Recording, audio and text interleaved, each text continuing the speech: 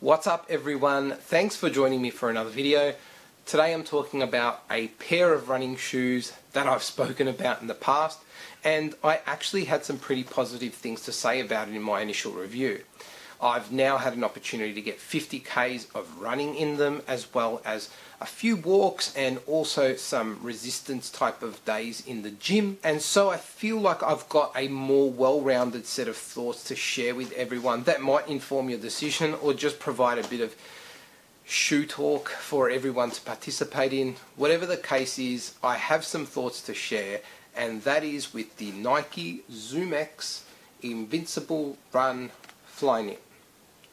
I think it's, you know what, I've already established in the first video, I'm only calling these the Invincibles.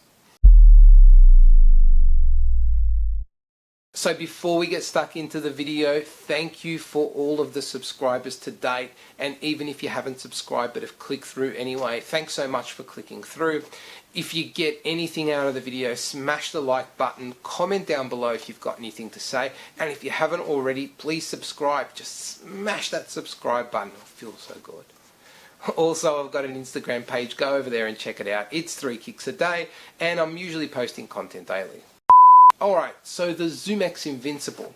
It was a shoe that I spoke incredibly positive about through my initial reviews, and that was in large part due to its excellent step-in feel. It was comfortable on foot right from the bottom to the top. The midsole ZoomX is an incredible midsole compound, and then the upper was just super comfortable and lightweight, even if it wasn't what I had typically experienced with Nike's Flyknit uppers. The intent of this video is really just to give everyone an overview on how the last 50 Ks have gone, and then let you know whether or not it's a shoe that I'm going to keep in my rotation or whether I'm going to park it. I think 50 Ks is a good point to give that evaluation, and if I continue to use the shoe and make it to 100 or 150 Ks, I would expect to give you guys the view on how it has performed up until that point. I won't be breaking down the shoe or revisiting the technology in it, only because it's been done in my original video. If you are interested in that level of detail though, please go check out those initial thoughts on the shoe. But what we'll talk about now is how the shoe's performed over my time with it so far, and start with the outsole.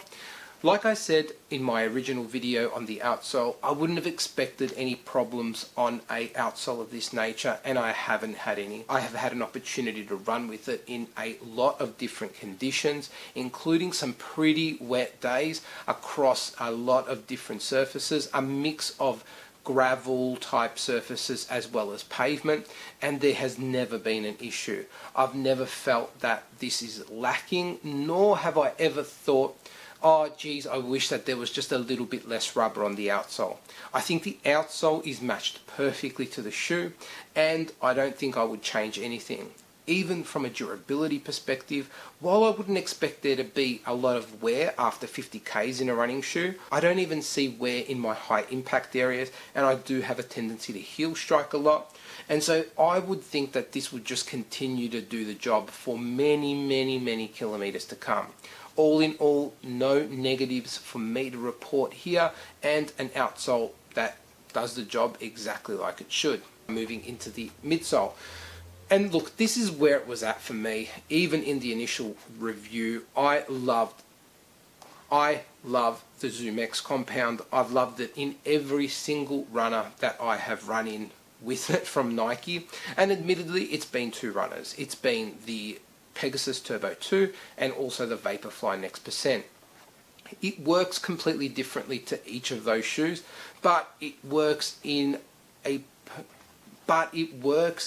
perfectly in between those two shoes as well. It is again perfectly matched to the intent of the shoe. It's not overly squishy, but provides enough energy response that it's comfortable. The other thing I really appreciate about it is its wide platform, and it just makes running in it so comfortable. There is only one negative that I found with the ZoomX, well, maybe in this implementation of ZoomX, and that is with resistance days at the gym. There are certain workouts where I felt like the shoe was just a little bit unstable, and I would keep that in mind if you are looking to purchase the ZoomX Invincible. I'm not sure how it would fit your needs if your primary exercise is gym work over running. Into the upper, and I've got no issues to report. Like I've said, the Flyknit doesn't fit like the Flyknit that I'm used to from Nike, but it is super comfortable, it's super breathable. I love putting it on, and I have had no issues with ventilation. The other thing I really appreciate on the upper is the detached gusseted tongue. I think it provides additional comfort, and it's good to see that instead of a booty design. There you have it. They are my progressive thoughts on the ZoomX Invincible. It's a shoe I still love. I would wholeheartedly recommend it for any runner out there. The only type of hesitation there would be from myself in recommending this shoe to anyone is if running is not your primary activity, or if you don't plan on running at all. I think there's probably some other options that you should consider, but it is a shoe that I will be keeping in my rotation. I'm also interested in your thoughts out there. Are you rocking the ZoomX Invincible, and do you enjoy it? Have your thoughts changed from when you initially tried it on? Until the next video, laters.